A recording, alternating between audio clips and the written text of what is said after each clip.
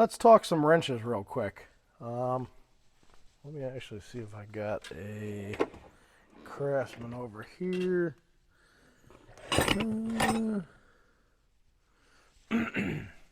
Please hold. All right, found a Craftsman. So we got a snap-on, a Wright Tool, gear wrench, and Craftsman. This is a USA made, forged Craftsman raised panel wrench. Pretty old school. Your typical gear wrench, like, I don't know what they are, 72 tooth, regular length, which is actually, if you go from where the fastener is going to catch, slightly shorter than the Wright. This is a Wright Tool. They call this their Wright Grip technology. I don't know if you'll be able to see that, but so it has teeth on the inside of it, and it's meant to grip the flats, not the corners. There's also something proprietary about the box end and how it grabs. Pretty much what flank drive to snap-on is to Wright Tools. So I actually had a gentleman in the comments, I can't remember who it was, but stated, you know, he was looking at the Wright Tools wrenches and he decided to go with snap-on because the Wright Tools are slightly shorter. That got me thinking, and I was like, I have a snap-on wrench. I was like, I wonder just how much shorter they are.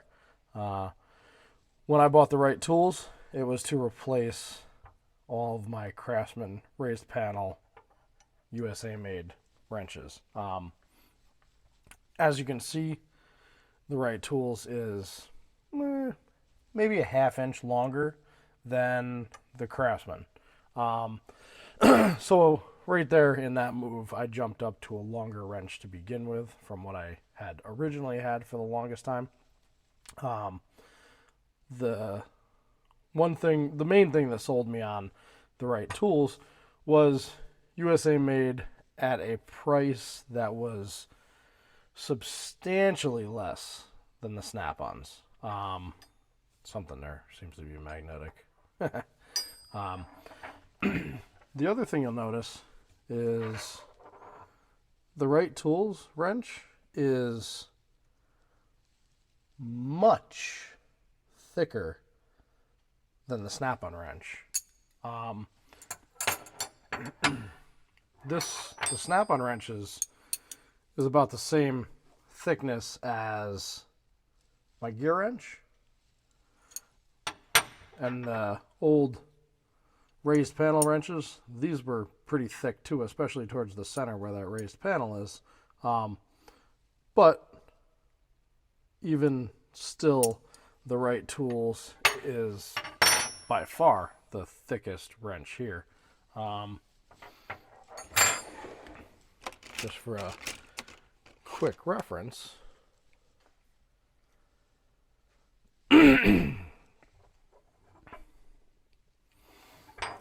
so quick reference, Wright Tools is 0.214 thick, and the snap-on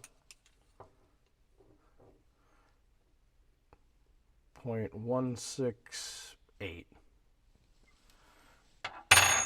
So that right there, when you're holding a wrench and you're really yarning on it,